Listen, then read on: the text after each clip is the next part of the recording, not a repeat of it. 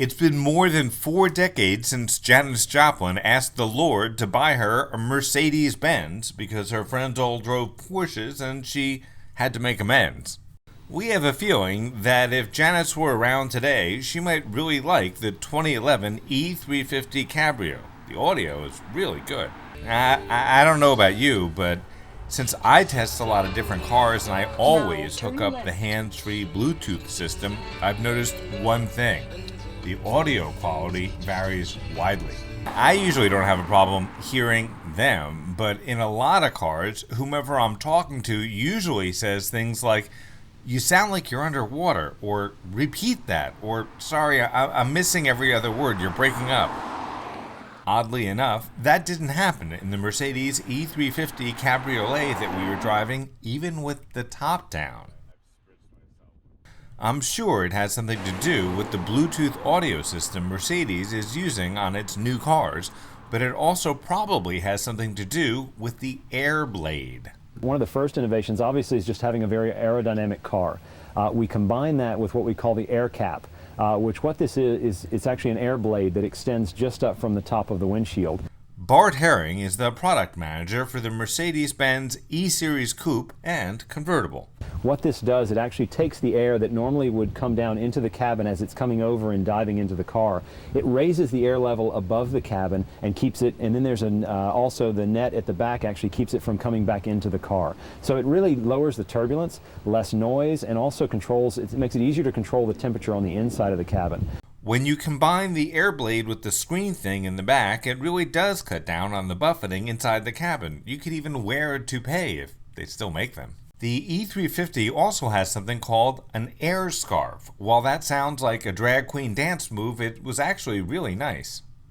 The air scarf system is a neck and head level heating system. What we found is that people are particularly sensitive to cold air and drafts on the back of the neck. Here's some thermal imaging that shows how the air scarves, the heated seats, and the regular heater can really turn a sunny but cold day into just another day for driving with the top down.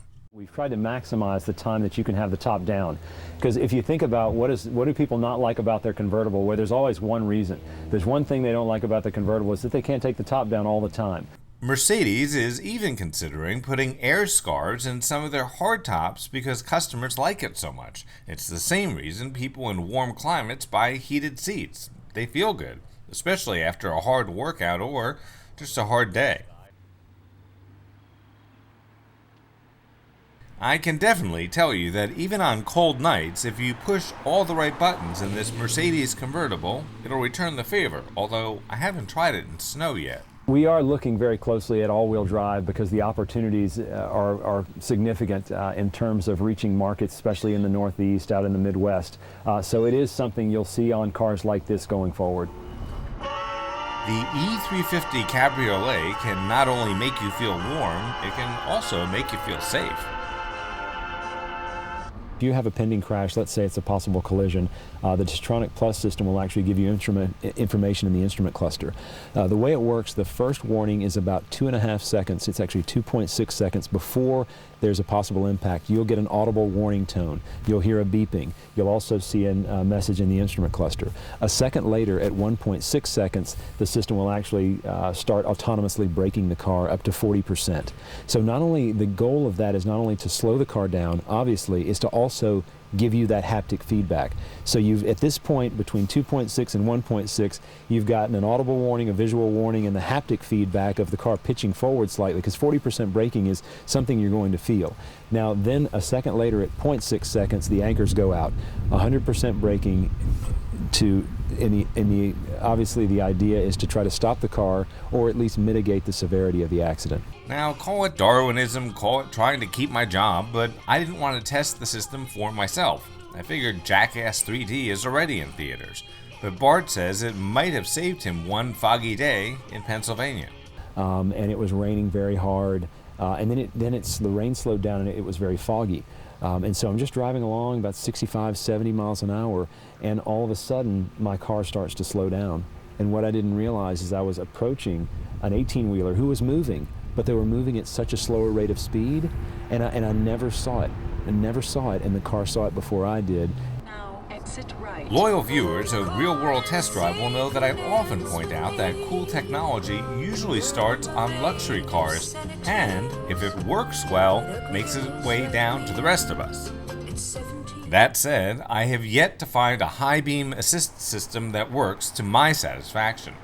The system on the Mercedes convertible only worked at speeds over 35 miles an hour, but for someone who drives through wooded areas a lot, Bambi got pretty nervous a few times. Here's why. It took me a while to figure out I had to take the Mercedes headlight system out of automatic to get the high beams to stay on when I really needed them. When driving under 35 miles an hour at night, but trying to avoid creating venison steaks branded with a three-pointed star. I think automatic headlights are one of the greatest inventions since the snooze button, so I didn't like having to put the lights on manual and risk coming out to a car that wouldn't start when I left the restaurant.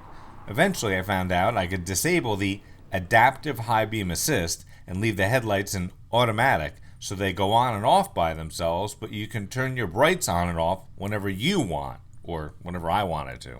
Here's something cool about the soft top on the Mercedes E350. You can put it up or down while moving at a pretty good clip. Bless you. Thank you. So here we are at one more time. He drives a dog grooming truck and he's sneezing, so he's probably allergic to dogs. Just saying. So here we are, stopped at a red light, and you think, well, I'm starting to feel rain, or what am I going to do? But do I have enough time to put the top up? Well, with this new Mercedes, you can operate the top, putting it up or down at some pretty significant speeds. And in just a few seconds, we've got the top up, and there's one button that'll close all of the windows, and so we're back in a closed coupe in just a few seconds. Pop-up roll bars are also standard on this convertible, so you can enjoy going topless without worrying your mother, or something like that.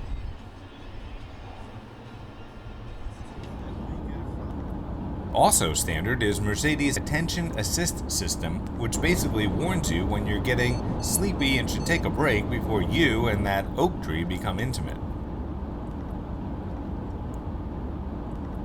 The E350 Cabriolet gets 17 miles per gallon in the city and 25 on the highway.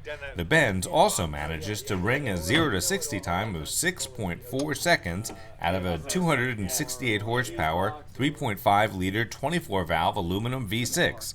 The base price was a little under $57,000.